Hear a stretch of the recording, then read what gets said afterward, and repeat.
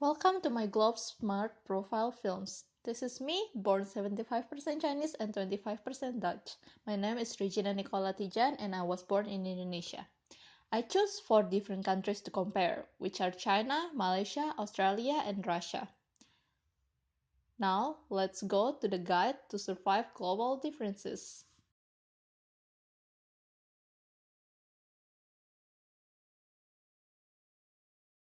So, organizations in this global era are looking for a perfect employee. And as an employee, there is also a career ladder to climb. You get first level up for skill, you get second level up for characters, you get third level up for experience, and bonus 5 points for global understanding. There, you achieve your promotion. This is my Globe Smart profile. As you can see, I have a tendency to lean toward the left side. Surprisingly or not, my profile did not match average Indonesian, but more into an average Russian or an Australian. Going to the first competencies, direct versus indirect. On direct side are Australia and Russia. On indirect side are Indonesia, China, and Malaysia, and myself on direct side.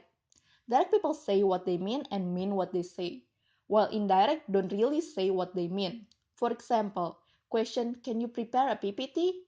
Direct people will answer yes or no. While with the same questions, indirect people will have several different layers of answers.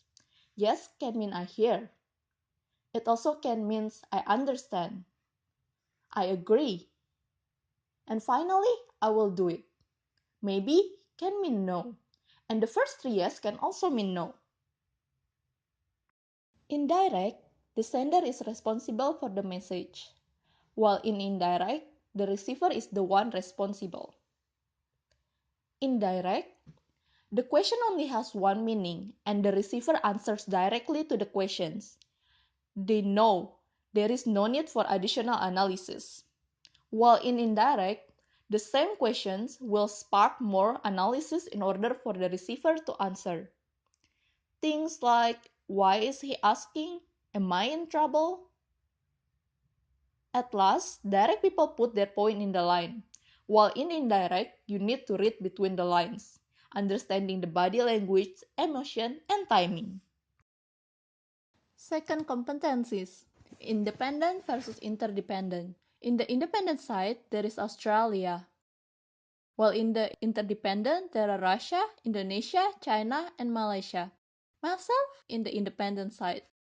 Independent people make fast decisions by themselves, while interdependents need other inputs and longer time.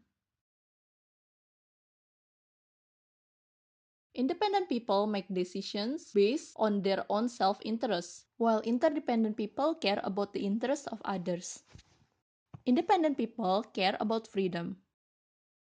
There are no constraints of the rules of society for making decisions, while interdependent people make decisions based on the available protocols. Third competencies, egalitarianism versus status. Australia is on egalitarianism side, while Indonesia, Malaysia, and China in status side, and me with Russia equally in between. People on the left side conduct things informally, while on the right side are more formal. In egalitarianism, there is no seniority, while people in status believe there is seniority in the society. Third, egalitarianism held opinion in democracy, while people in status conduct different action to different status.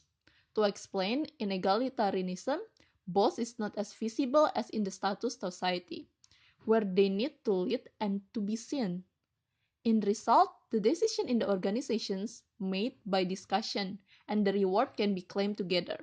While in status, the supervisor will be the one that directing decision in the meeting and everyone will just agree on that decision. Fourth competencies, race versus certainty. Australia is on race side, while Indonesia and Malaysia are high on the certainty. However, myself, Russia, and China are equally in between. In the race society, the result is quick, while in certainty society, the process is long.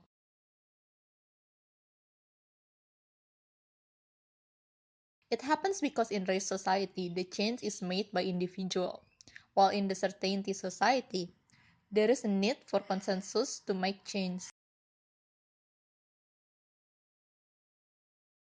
The last competency is task versus relationship.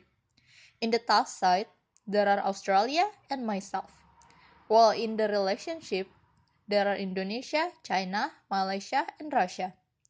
Task people value goal and schedule, while in relationship society, they value relationship between people.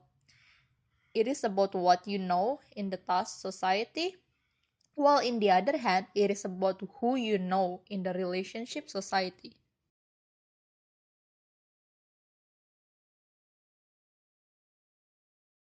Going back to my Globe Smart profile, it is clearly impossible for a person to totally match any country default of orientation.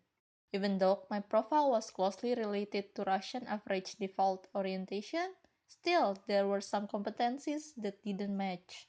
It doesn't mean I don't belong. Having this knowledge and considering now I am staying in Australia, I can learn how to use my new understanding of the society in order to get or reach the level that I want. One way to do it is by style switching. It doesn't mean I need to change as a person, but I can use my knowledge in one society to adjust my behavior when dealing with them. I cannot change other people to act accordingly, therefore, I need to be the one that's proactive. For example, as I am a very task oriented person, now I can learn to take my time and try to build a relationship first, before jumping into a deadline straight away. While schedule is important, I also understand, and now I start to work on it, that building a network will benefit me in the long run. Still, I want to emphasize that be yourself is not a bad advice. By being yourself, you will have a stronger position on knowing what type of strengths and weaknesses that you can bring and fix when entering a new culture in globalization. One biggest mistake of doing culture crossing is assuming that every person in the country that you enter will behave by the book. Knowing each individual story will help you as much as understanding the culture when you are building a relationship. As we all can't be a Batman, so please be yourself. As we are coming to the end of my films, I want to thank you for your time and patience, and hope you get a better understanding on a new set of cultures. Bye!